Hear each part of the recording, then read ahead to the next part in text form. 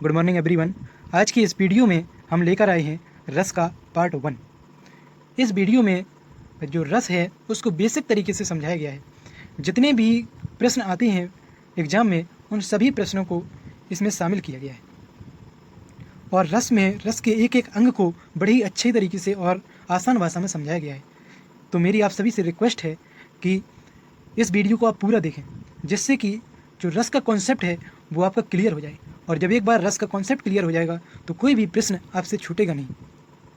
यदि आप चैनल पर नए हैं तो आप चैनल को सब्सक्राइब कर लीजिए और बेल आइकन को दबा लीजिए, जिससे कि हमारे द्वारा अपलोड किए गए वीडियो आप तक आसानी से पहुंच जाएं। तो आइए शुरुआत करते हैं। आज रस, तो रस किसे कहेंगे, इसकी परिभाषा क्या हो जाएगी, रस क्या होता है। तो साहित्य को पढ़ने या नाटक आदि को देखने से जो आनंद की अनुभूति होती है उसे रस कहते हैं। रस का सामान्य अर्थ है आस्वाद। रस का सामान्य अर्थ क्या होता है, आस्वाद होता है, अर्थात जिससे आस्वाद मिले वही रस होता है। सर्वप्रथम भरत मुनि ने अपने नाट्य शास्त्र में रस के स्वरूप को स्पष्ट किया था। काव्य में रस को वही स्थान प्राप्त है जो हमारे शरीर में आत्मा को प्राप्त है। जिस तरह आत्मा के बिना शरीर का कोई अस्तित्व नहीं होता, उसी तरह रस के बिना किसी भी कथन को काव्य नहीं कहा जा सकता। इसलिए रस को काव्य की आत्मा माना जाता है। रस को काव्य की क्या माना जाता है, आत्मा माना जाता है। तो इसमें देखेंगे, इसमें दिया है कि रस संबंधी विविध तथ्य। तो रस से संबंधित कुछ तथ्य दिए हुए हैं जो इस प्रकार हैं। पहला है कि श्रृंगार रस, यहाँ पे जो श्रृंगार होता है वो इस तरीके का होता है। श्रृंगार ये होता है शुद्ध। श्रृंगार रस को रसराज कहा जाता है। श्रृंगार रस को क्या कहा जाता है, रसराज कहा जाता है। नंबर दूसरे में दिया है, नाटक में 8 रस माने जाते हैं क्योंकि वहाँ शांत रस को रस नहीं गिना जाता। मतलब नाटक में रसों की संख्या कितनी होती है, 8 होती है। अगला है कि भरत मुनि ने रसों की संख्या 8 मानी है। किसने 8 मानी है, भरत मुनि ने। अगला है कि वात्सल्य एवं भक्ति रस श्रृंगार रस के ही भाग हैं, इसलिए रसों की संख्या 9 मानना उपयुक्त है, जिन्हें हम क्या कहते हैं, 9 रस कहते हैं। तो याद, अगर प्रश्न आ जाए कि रसों की संख्या कितनी होती है तो हम टिक लगाएंगे 9 में। आगे देखिए 9 रस कौन कौन से हैं, इसमें दिए हुए हैं। पहला है श्रृंगार, हास्य, तीसरा है करुण, चौथा है वीर रस, पांचवा है रौद्र रस, छठवां है भयानक रस, सातवां है विभत्स रस, आठवां है अद्भुत रस, नौवां है शांत रस। ये नौवां है शांत रस। नौवां कौन सा है, शांत रस है। इसके अलावा हमने यहाँ पर वात्सल्य रस और भक्ति रस को भी लिखा है। ये श्रृंगार रस के ही भाग हैं। तो आगे हम देखेंगे, जो अभी हमने देखे ये 9 रस हैं और इस तरफ इनके स्थायी भाव दिए हुए हैं, जिनको हम आगे देखेंगे। तो ये 9 रस हैं और इनके स्थायी भाव, इनको याद करने के लिए हम यहाँ पर इनको एक दूसरे से रिलेटेड करेंगे, मतलब संबंधित करेंगे। तो इनको समझने में बड़ी ही आसानी होगी और हम इनको बड़ी आसानी से हम इनको क्या कर पाएंगे, याद कर पाएंगे। और इसके अलावा हम आगे इसका दूसरा तरीका भी बताएंगे कि हम इसको किस तरीके से याद करते हैं। तो चलिए शुरुआत करते हैं। पहले तो पहला जो यहाँ पर रस है वो है श्रृंगार रस। श्रृंगार रस का जो स्थायी भाव होता है वो होता है रति। तो हम यहाँ पर देखेंगे रति, आप जानते होंगे कि जो रति है वो कामदेव की पत्नी है। कौन है, कामदेव की पत्नी। तो रति क्या है, बड़ी ही रूपवान है, सुंदर है। और जब वो सुंदर और रूपवान कैसे दिखती है, श्रृंगार के कारण। जब वो श्रृंगार कर लेती है तो वो कैसे दिखने लगती है, बड़ी ही रूपवान दिखने लगती है। तो हम इससे इसको आसानी से याद कर सकते हैं कि श्रृंगार का रति, मतलब रति क्या करती है, श्रृंगार करती है। इसी तरीके से अगला है हास। हास का क्या होता है, हास से जो रस है उसका स्थायी भाव हास होता है। तो हम इसको तो वैसे भी याद कर लेंगे, हास हास, हास से हास। इसके अलावा जो अगला है नंबर तीसरा जो रस है वो है करुण रस। तो करुण रस को याद करने के लिए हम क्या करेंगे, करुण का अर्थ होता है दुख। तो जो हम यदि जब दुख होते हैं तो हमारे अंदर क्या होता है, शोक की लहर दौड़ जाती है। यदि हम कोई प्रिय वस्तु हमसे दूर हो जाए या हम कुछ भी हो जाए तो हमारे मन में क्या होता है, शोक हो जाता है। शोक नामक जो स्थायी भाव वो जागृत हो जाता है। तो करुण का क्या हो जाएगा, शोक हो जाएगा। इसी प्रकार से नंबर चौथा है वीर। वीर रस का जो स्थायी भाव है वो क्या हो जाता है, उत्साह होता है। तो इसको हम एक घटना से रिलेटेड करेंगे। देखो क्या हुआ था, जब सिकंदर नाम सुना होगा आपने, विश्व विजय के अभियान पर निकला, तो उसका सर्प जब वो भारत आया तो उसका सबसे पहला सामना हुआ पौरव राष्ट्र के जो राजा थे पुरुषोत्तम, जिनको हम पुरु के नाम से जानते हैं। तो उनसे जब सामना हुआ तो पुरु की जो बहुत कम सेना थी, उस सेना ने सिकंदर की सेना को बहुत नुकसान पहुंचाया। तो इससे क्या हो गया, जो सिकंदर के जो सैनिक थे वो युद्ध करने से मना करने लगे। तब क्या हुआ, सिकंदर ने अपनी सेना को संबोधित किया और उनके मन में उत्साह भर दिया। और उत्साह भरने के बाद उसने क्या, वो सेना क्या हो गई, फिर से युद्ध के लिए तैयार हो गई।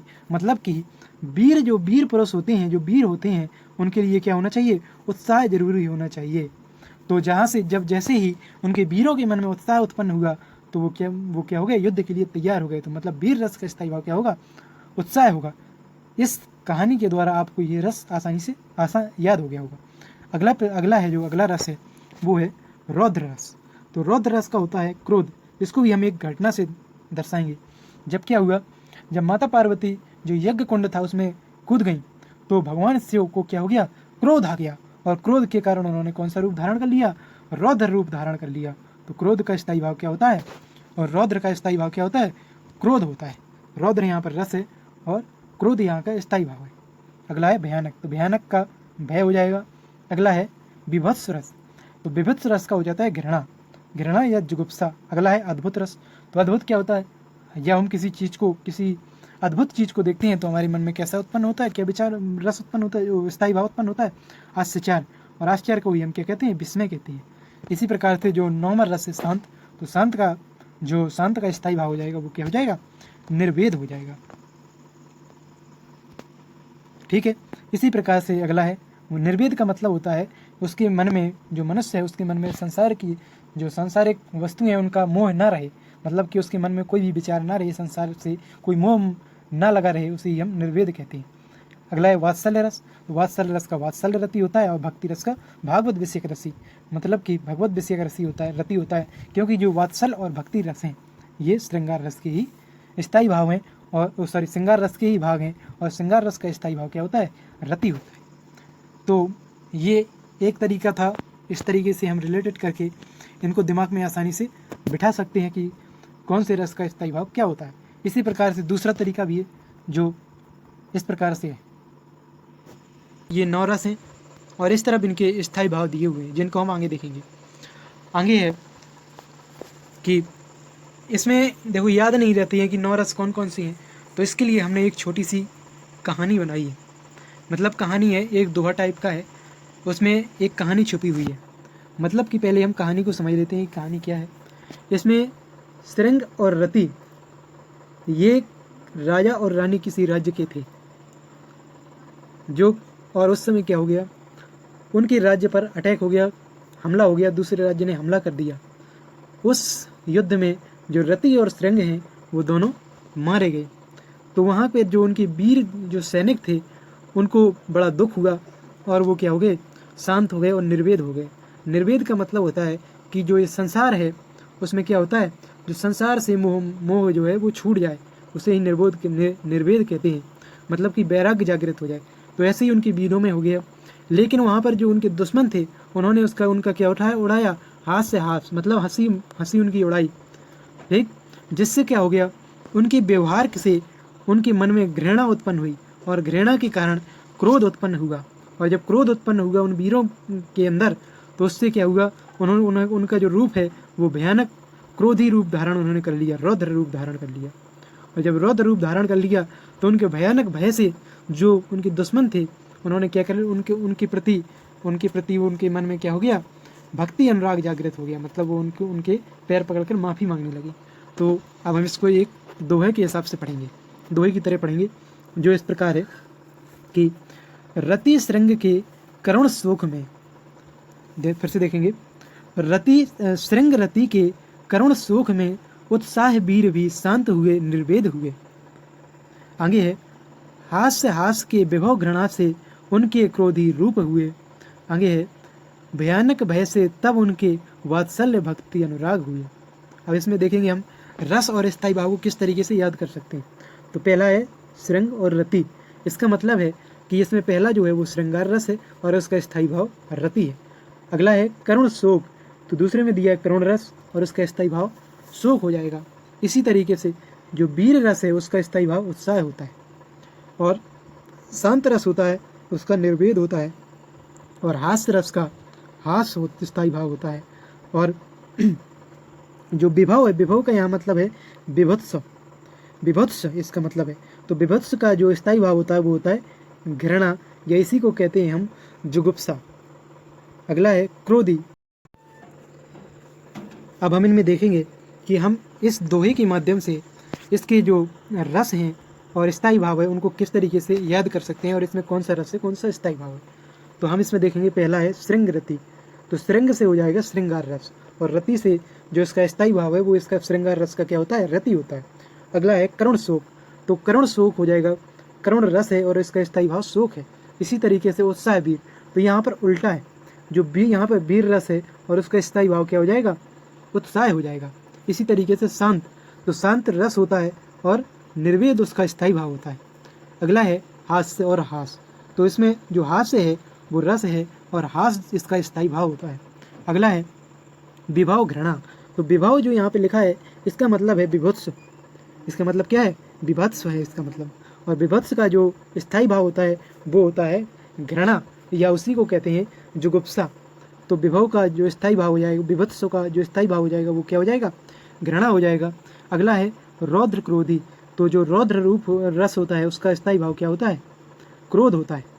अगला है भयानक भय। तो यहाँ पर भयानक रस है और उसका स्थायी भाव भय है। अगला है वात्सल्य। तो वात्सल्य का जो स्थायी भाव होता है वो वात्सल्य रति ही होता है। और इसके आगे है भक्ति अनुराग। तो जो भक्ति रस है उसका जो स्थायी भाव है वो अनुराग होता है। क्या होता है उसका स्थायी भाव, अनुराग होता है।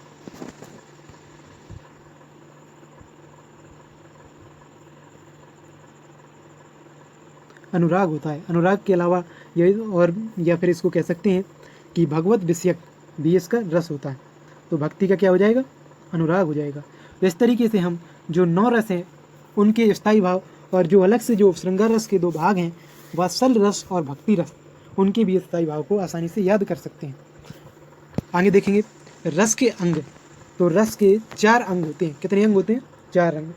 स्थायी भाव, विभाव, अनुभाव और संचारी भाव, या उसी को क्या बोलते हैं, व्यभिचारी भाव भी बोलते हैं।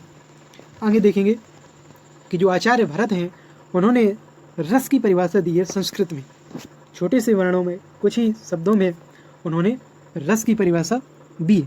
तो उन्होंने क्या कहा है कि विभावना, अनुभाव, व्यभिचारी संयोग द्रस निष्पत्ति। इसको ऐसे पढ़ सकते हैं, विभाव, अनुभाव, व्यभिचारी संयोग द्रस निष्पत्ति। तो मतलब इसका क्या हुआ कि विभाव, अनुभाव और व्यभिचारी भाव के संयोग से, किसके विभाव, अनुभाव और व्यभिचारी भाव के संयोग से ही रस की निष्पत्ति होती है।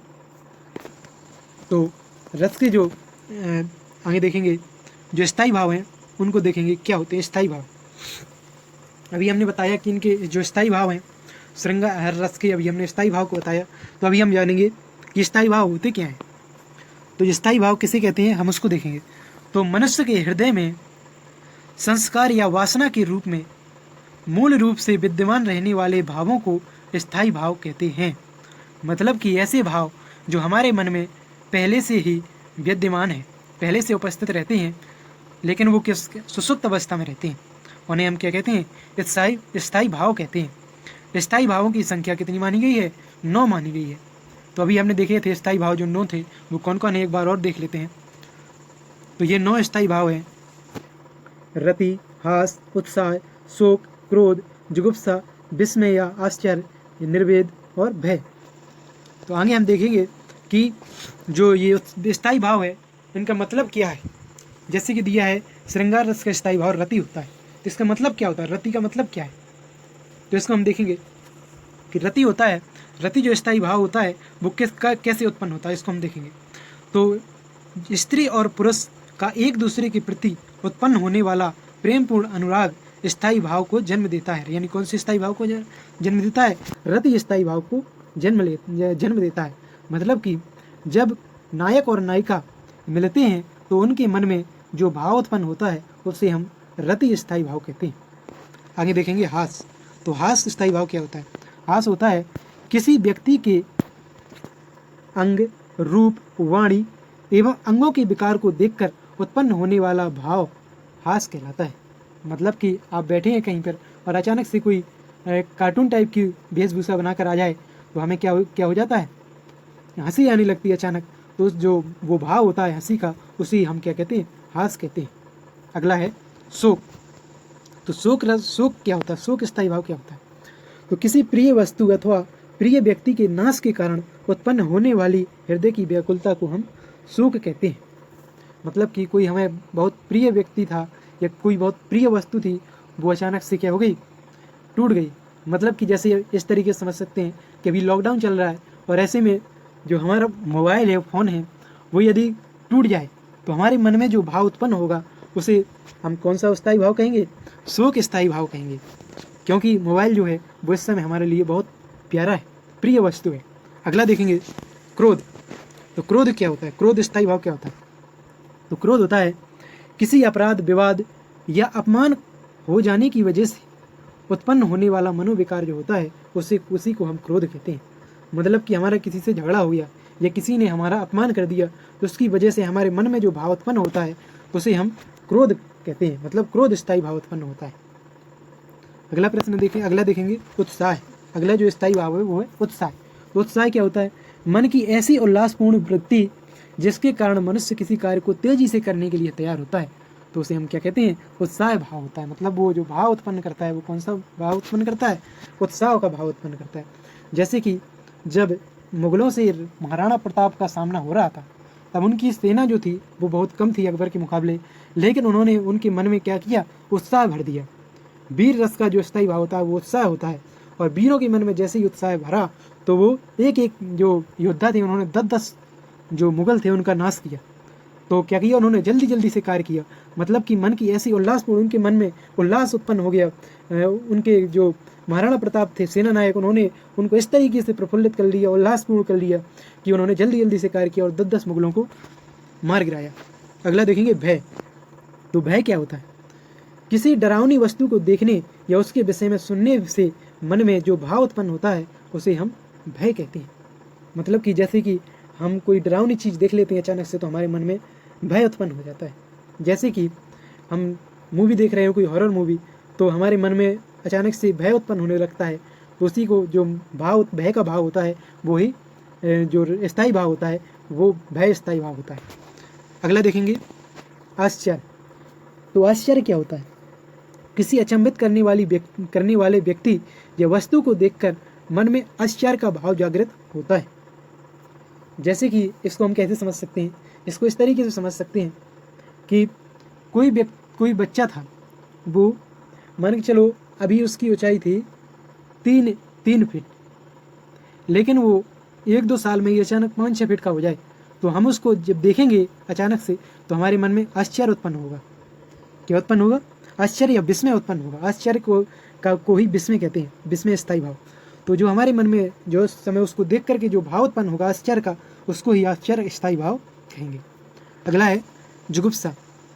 जो जुगुप्सा होता है उसी को हम घृणा भी कहते हैं। तो जुगुप्सा का भाव कैसे उत्पन्न होता है? किसी घृणित वस्तु के विषय में सोचने या देखने से जुगुप्सा का भाव उत्पन्न होता है।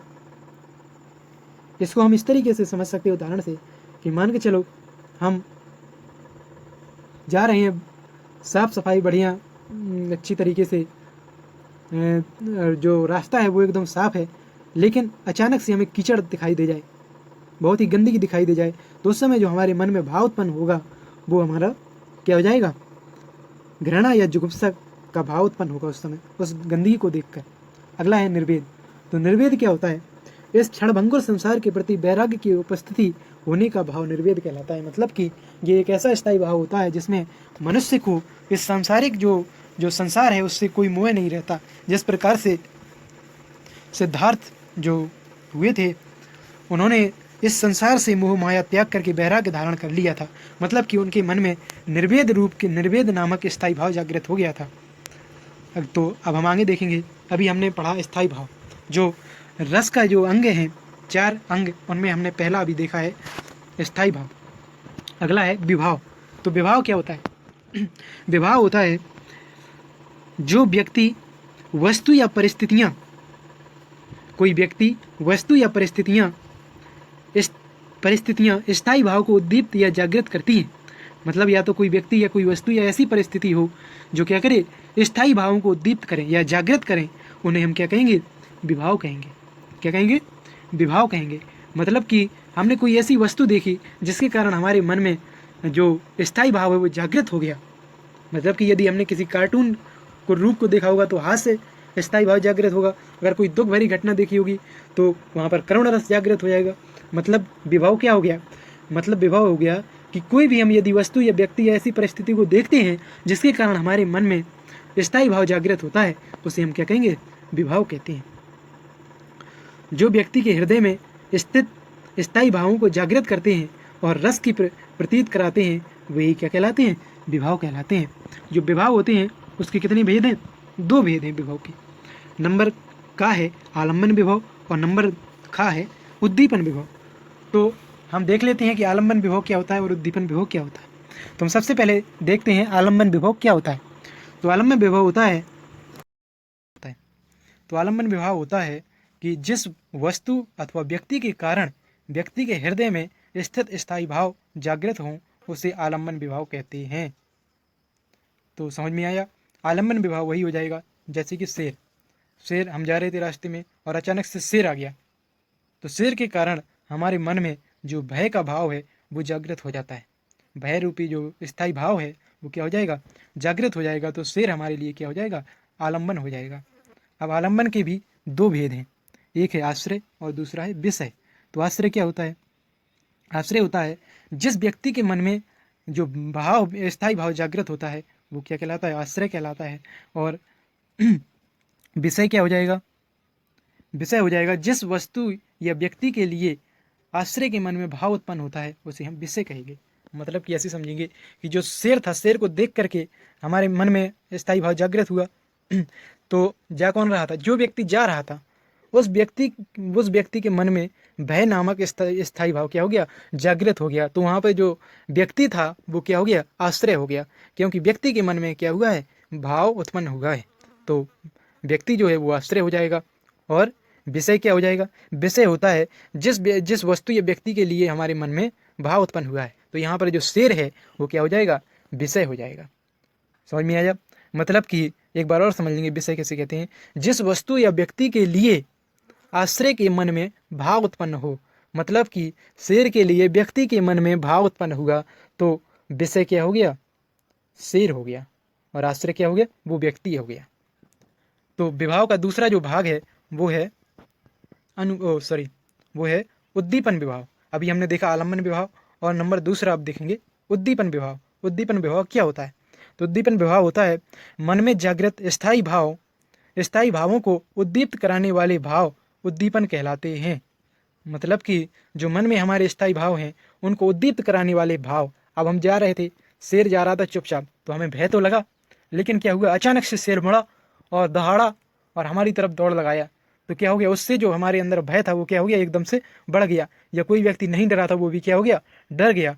तो जो शेर की जो क्रियाएं थी उसके कारण क्या हो गया? हमारा जो स्थायी भाव था वो क्या हो गया? जागृत हो गया। तो मन में जागृत स्थायी भावों को उद्दीप्त कराने वाले भाव उद्दीपन कहलाते हैं। तो उद्दीपन के अंतर्गत, या इसको हम एक और दूसरे तरीके से इस तरीके से समझ सकते हैं कि जो शकुंतला थी और राजा दुष्यंत थे, जब राजा दुष्यंत शिकार करते हुए जंगल में पहुंच गए तो वहाँ पर उन्हें शकुंतला मिली। शकुंतला का रूप बहुत ही आकर्षक था। तो शकुंतला को देख करके जो राजा दुष्यंत थे उनके मन में रति नामक भाव उत्पन्न हुआ। रति का मतलब होता है आकर्षण, आकर्षण का भाव उत्पन्न हुआ। तो उस समय शकुंतला की जो शारीरिक चेष्टाएं थी तथा मन का जो वन था, वहाँ का जो वन था, वन के जो मनोहरम व एकांत वातावरण था, वो दुष्यंत के मन में रति भाव को और अधिक तीव्र करता है। तो जो यहाँ पर जो शकुंतला की शारीरिक चेष्टाएं व वन का एकांत वातावरण, ये क्या हो गया? यहाँ पर उद्दीपन विभाव हो गया। आशा करते हैं कि ये आपको अच्छे तरीके से समझ में आ गया होगा।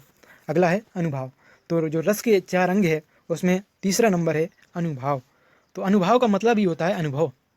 तो अनुभव को हम इस तरीके से समझ सकते हैं। नंबर 3 है अनुभाव। तो अनुभव क्या होता है? अनुभाव होता है आलंबन और उद्दीपन विभाव द्वारा जागृत मानसिक व शारीरिक चेष्टाएं अनुभाव कहलाती हैं। मतलब कि अभी हमने देखा था कि हमारे सामने अचानक से शेर आ गया और वो क्या हो गया, हमारी तरफ से अचानक से दहाड़ लगाकर दौड़ने लगा। तो अब इसके बाद जो हम क्रियाएं करेंगे उसे हम क्या कहेंगे? अनुभाव कहेंगे। अनुभाव का मतलब होता है अनुभव करना। तो उसके बाद हम जो अनुभव करेंगे वही अनुभाव होता है। जैसे कि अब शेर आ रहा है तो शेर को हम डर के मारे हम कुछ ना कुछ करेंगे, या तो फिर दौड़ेंगे या फिर जोर जोर से बचाओ बचाओ बचाओ चिल्लाएंगे या फिर पेड़ में चढ़ेंगे। जो भी करेंगे उसे ही हम क्या कहेंगे? अनुभाव कहेंगे। तो अनुभाव जो है, अनुभाव के 4 भेद हैं, जिसमें से नंबर पहला है कायिक अनुभव, नंबर दूसरा मानसिक अनुभव, नंबर तीसरा आहार्य अनुभव और नंबर चौथा है सात्विक अनुभव। तो हम सबसे पहले देखेंगे कायिक अनुभव क्या होता है। तो कायिक अनुभव होता है कि आश्रय के द्वारा की गई इच्छापूर्वक आंगिक क्रियाएं। कैसी क्रियाएं? आंगिक क्रियाएं, अंगों के द्वारा की जाने वाली इच्छापूर्वक क्रियाएं ही क्या कहलाती हैं? कायिक अनुभव कहलाती हैं। जैसे कि उछलना, कूदना, इशारा करना, ये सब क्या हो जाएंगी? कायिक अनुभव कहलाएंगे। अगला है मानसिक अनुभव। तो मानसिक अनुभव क्या होता है? मानसिक अनुभव होता है कि हमारे मन में अंतःकरण की भावना के अनुकूल मन में हर्ष या विषाद आदि के अनुभव को मानसिक अनुभव कहते हैं। मतलब कि हमने जो भी उस टाइम जो हमारे यहाँ जो परिस्थिति बन गई थी उसके कारण जो भी हमने मन में खुशी या दुख जो भी अनुभव किया वो क्या कहलाएगा? मानसिक अनुभव कहलाएगा। जो भी हमने मन में उसको अनुभव किया। अगला है आहार्य अनुभव। तो आहार्य अनुभव क्या होता है? आहार्य अनुभव होता है वेशभूषा आदि से जो भाव व्यक्त किए जाते हैं उन्हें आहार्य अनुभव कहते हैं। मतलब कि ये क्या होता है? कृत्रिम तरीके से हम वेशभूषा अपनी बनाती है, उसके द्वारा वेशभूषा बनाते हैं, उसके द्वारा जो हम अपने भाव व्यक्त करते हैं वेशभूषा के कारण, उसे क्या कहेंगे? हम आहार्य अनुभव कहेंगे। जैसे कि कोई है व्यक्ति है, वो कोई जोक सुना रहा है और हमें हंसी नहीं आ रही है, तो हम कृत्रिम तरीके से अपना हंसी जैसा मुख बना लेंगे और अपने भावों को मतलब व्यक्त करेंगे कि जैसे हम हंस रहे हों। तो ये क्या हो जाएगा? आहार्य अनुभव हो जाएगा। अगला है सात्विक अनुभव। तो जो सात्विक अनुभव होता है उसमें जो मनुष्य होता है उसका कोई वश नहीं होता है। मतलब वो अपने आप होती रहती हैं। जैसे कि मतलब कि उनका हृदय से कोई संबंध नहीं होता है। जैसे कि शरीर का पुलकित होना या रोमांचित हो जाना या रोए खड़े हो जाना, ये सब क्या है? सात्विक अनुभव है। मतलब कि हमारा ईश्वर कोई भी बस नहीं है। तो अगला जो रस का चौथा अंग है वो है संचारी भाव। संचारी भाव का मतलब होता है, या इसी को हम क्या कहते हैं? व्यभिचारी भाव भी कहते हैं। तो संचारी भाव क्या होता है? वह भाव जो बहुत कम समय के लिए जागृत होता है और शीघ्र ही समाप्त हो जाता है, वो क्या होता है? संचारी भाव कहलाता है। मतलब मन में संचरण करने वाले भाव, संचरण आते जाते रहती हैं भाव, वो क्या कहलाते हैं? संचारी भाव कहलाते हैं। संचारी भावों की संख्या 13 होती है। मतलब कि जो कुछ देर के लिए हमारे मन में भाव उत्पन्न होते हैं वो संचारी भाव, इनकी 33 संख्या होती है। कितनी होती है? 33 संख्या होती है, 33। तो संचारी भावों की संख्या 33 होती है। निर्वेद, ग्लानि, शंका, मद, जड़ता, स्वप्न, दैन्य, विरोध, गर्भ, स्मृति, इस प्रकार से 33 संचारी भाव होते हैं। तो ये वीडियो का पार्ट 1 समाप्त होता है। इस वीडियो में हमने रसों को बेसिक तरीके से एक एक चीज़ को बड़े ही आसान भाषा में समझाया है।